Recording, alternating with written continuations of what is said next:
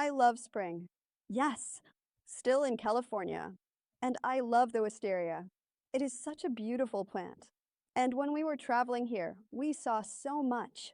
In fact, we saw some last week all through the trees. It's very pretty. It's one of the beauties of nature. And there's beauties all through nature. You know, as I walk through these gardens and see the wisteria cascading down in these magnificent purple blooms, I'm reminded of how intricate and detailed God's creation truly is.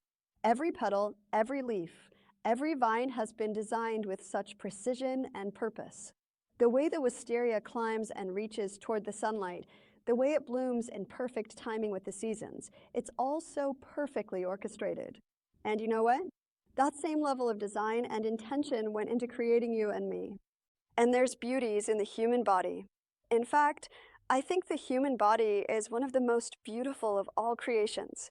When you really stop and think about it, the complexity of the human body is absolutely astounding.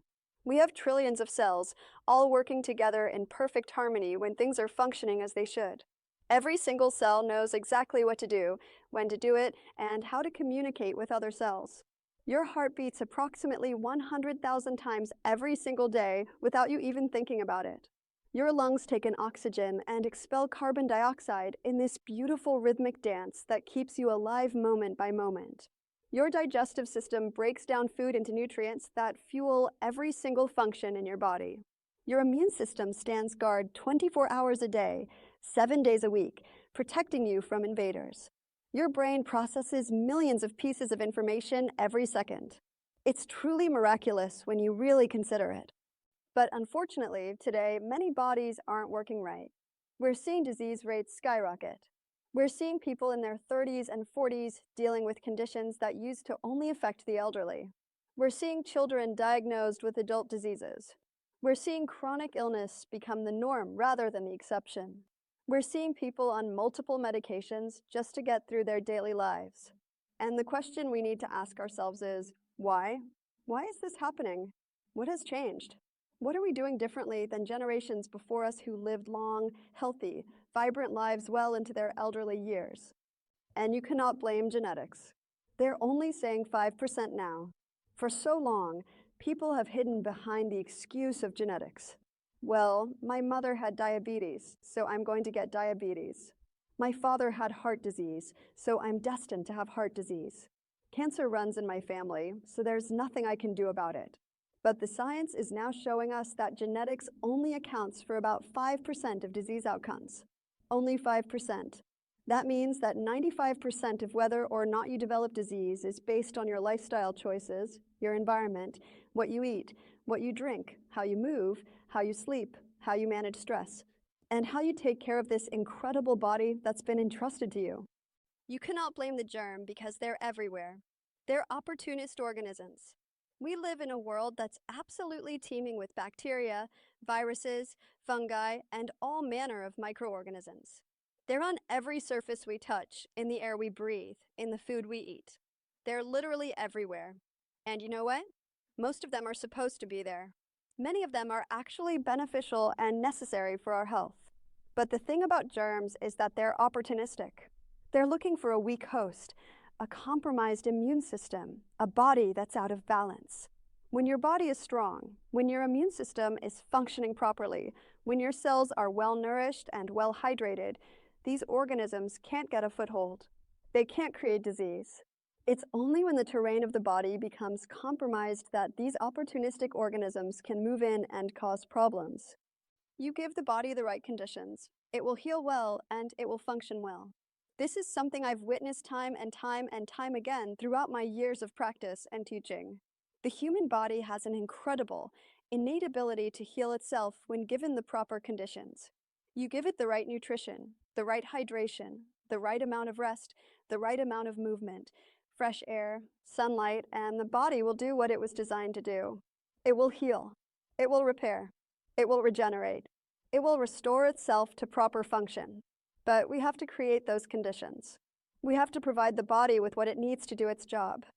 And the Bible says in Romans chapter 12, verses 1 and 2, it says, I beseech you.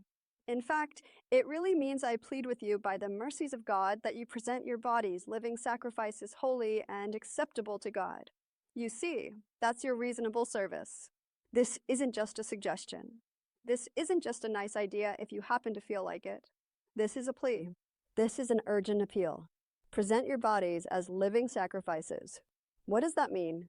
It means to offer your body to God as an instrument of righteousness. It means to steward this incredible gift of life that you've been given. It means to honor God with your body by taking care of it, by not defiling it with things that harm it, by treating it with the respect and care it deserves. And you know what? That's described as your reasonable service. It's not too much to ask.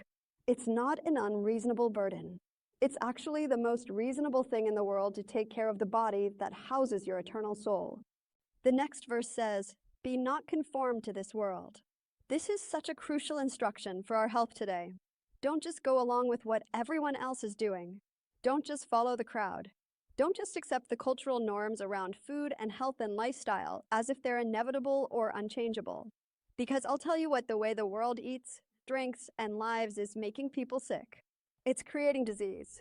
It's shortening lifespans. It's reducing quality of life. And we don't have to participate in that. We have a choice. If we want to know how this world eats and drinks, just go down to the town and just have a look at those takeaway shops. Just have a look at all of those fast food shops. Drive down any main street in any town or city, and what do you see? Fast food restaurant after fast food restaurant. Drive-thrus packed with cars. People lining up for processed, fried, sugar-laden, chemical-filled food that has almost no nutritional value whatsoever. And here's the thing, these establishments wouldn't exist if people weren't patronizing them. They're there because there's a demand. They're there because millions of people every single day are choosing convenience over health. They're choosing taste over nourishment. They're choosing the quick and easy option over what their body actually needs to thrive. Now, they're all there because lots of people go there, and they're usually full of devitalized food. What do I mean by devitalized food? I mean food that has had the life processed right out of it. Food that has been stripped of its nutrients. Food that has been loaded with preservatives, artificial colors, artificial flavors, unhealthy fats, excessive sodium, and refined sugars. Food that comes in a package with an ingredient list a mile long full of things you can't pronounce and wouldn't recognize as food. This is what the majority of people are putting into their bodies day after day, week after week, month after month, year after year. And then they wonder why they're sick, why they're tired, why they're overweight, why they're depressed, why they have no energy, why they're developing disease.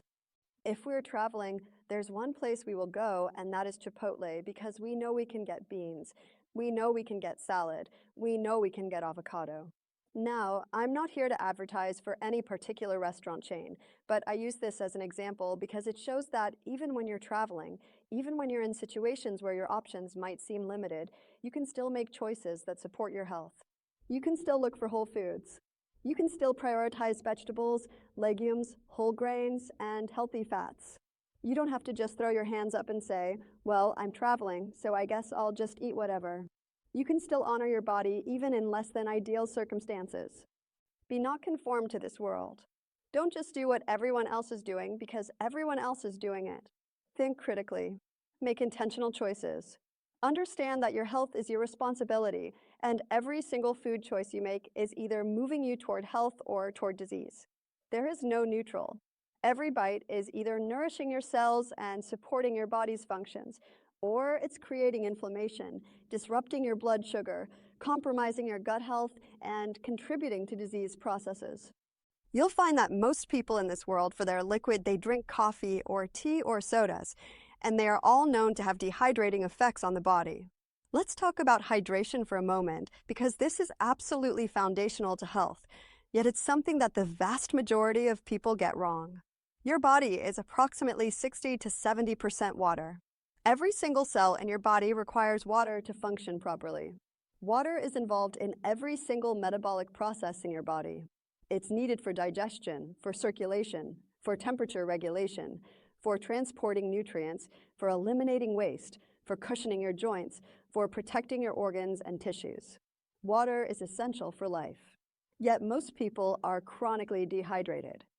And instead of drinking pure, clean water throughout the day, what do most people reach for? Coffee in the morning, maybe multiple cups. Then perhaps some tea in the afternoon. Maybe a soda with lunch. Maybe an energy drink to get through the afternoon slump.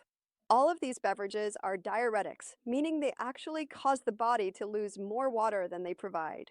They have a net dehydrating effect on the body.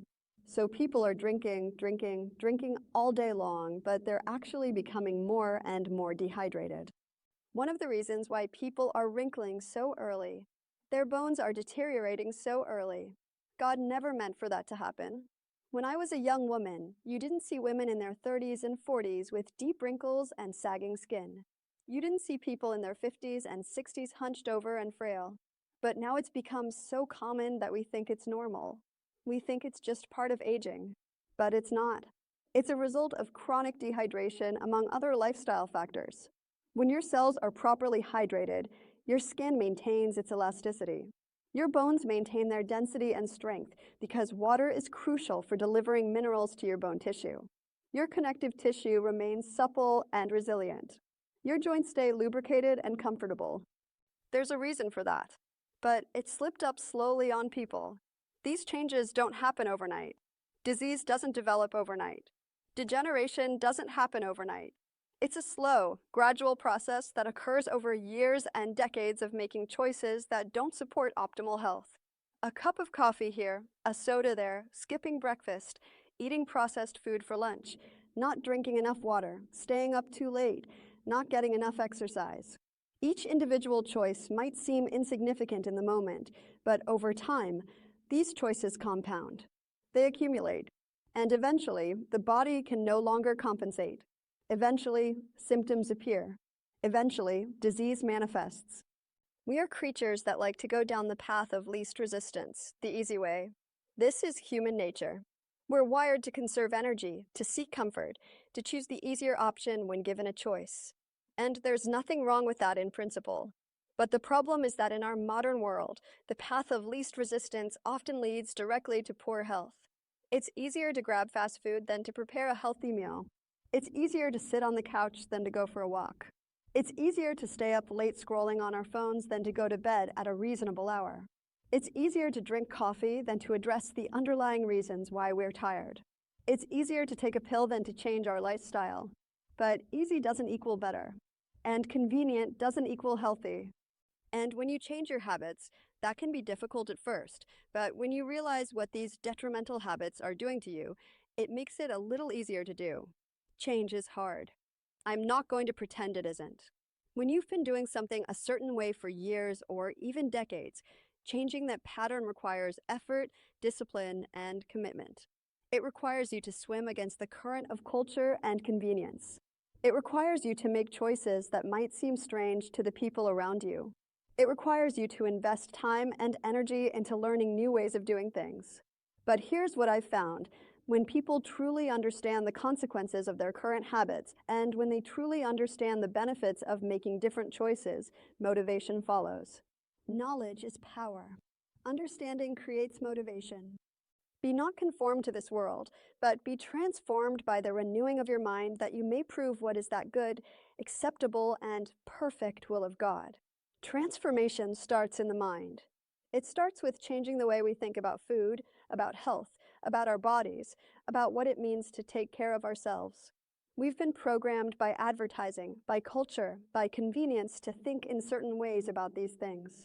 We've been told that we can have our cake and eat it too, that we can abuse our bodies, and then just take a pill to fix the consequences. We've been sold the lie that health is complicated and requires expensive supplements and programs and interventions. But the truth is so much simpler than that. What's the good, acceptable, and perfect will of God? Remember John 10, verse 10? Jesus said, "I've come that they might have life, and have life more abundantly." Abundant life. Not just existence. Not just survival. Not just getting by. Not just managing symptoms and diseases and limitations. Abundant life. Life that is full and rich and vibrant. Life that is energetic and joyful. Life that allows you to serve God and serve others to the fullest of your capacity. Life that allows you to fulfill your purpose on this earth. That's what God wants for you. That's His will for your life. Not disease, not pain, not limitation, not premature aging and degeneration. That's God's will for us to be the happiest, healthiest people on the planet. Think about that for a moment.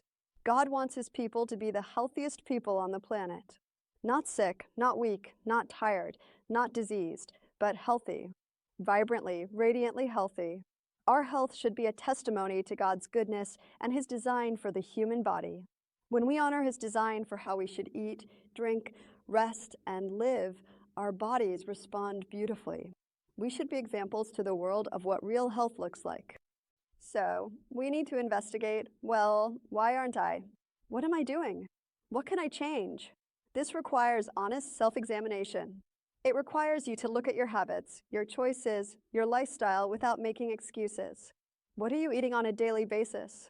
What are you drinking? How much water are you consuming? How much sleep are you getting? Are you moving your body regularly? Are you managing stress in healthy ways? Are you spending time in nature? Are you getting fresh air and sunlight? Are you nourishing your spiritual life? These are the questions we need to ask ourselves. We can't blame external things. It's actually what's happening in us. What are we doing to our body? This is empowering when you really think about it. Because if your health was determined by external factors beyond your control, you'd be helpless. You'd be a victim. But the truth is that you have enormous power over your health through the choices you make every single day. The food you put on your plate, the beverages you pour in your glass, the time you go to bed, the way you respond to stress, the thoughts you think, the activities you engage in. All of these things are within your control, and all of these things impact your health. Are we keeping it well hydrated, well slept, well fed, lots of nourishment? These are the basics. These are the foundational principles of health. And yet, how many people are actually doing these basic things consistently? How many people are drinking adequate pure water throughout the day? How many people are getting 7 to 8 hours of quality sleep every night? How many people are eating whole, plant-based foods that provide genuine nourishment to their cells? The answer is not many. But this is where health begins. This is where healing begins. This is where transformation begins, with the basics. And we trust in God every day because He loves us with an everlasting love. Health isn't just physical. It's also spiritual and emotional. When we trust in God, when we rest in His love, when we release anxiety and stress into His capable hands, that affects our physical health. Stress hormones decrease. Inflammation decreases. Our immune system functions better. Our digestive system functions better. Our entire body functions better when we're at peace spiritually and emotionally. So don't neglect this aspect of health. Don't try to achieve physical health while ignoring your spiritual and emotional well-being. So please trust Him and please honor this incredible body He's given us by doing right by it. This is my plea to you today, just as Paul pleaded with the Romans. Honor your body, respect it, care for it, steward it well. It's the only one you have, and it houses your eternal soul. It's the instrument through which you serve God and serve others on this earth. Don't take it for granted. Don't abuse it. Don't neglect it. Give it what it needs to thrive. And when you do, you'll be amazed at how your body responds. You'll be amazed at how good you can feel, how much energy you can have, how clear your mind becomes, how your mood improves, how your health is restored. Because that's what the body was designed to do when given the right conditions. That's the beauty of God's design. Trust in Him, honor the body He's created, and watch as abundant life becomes your reality.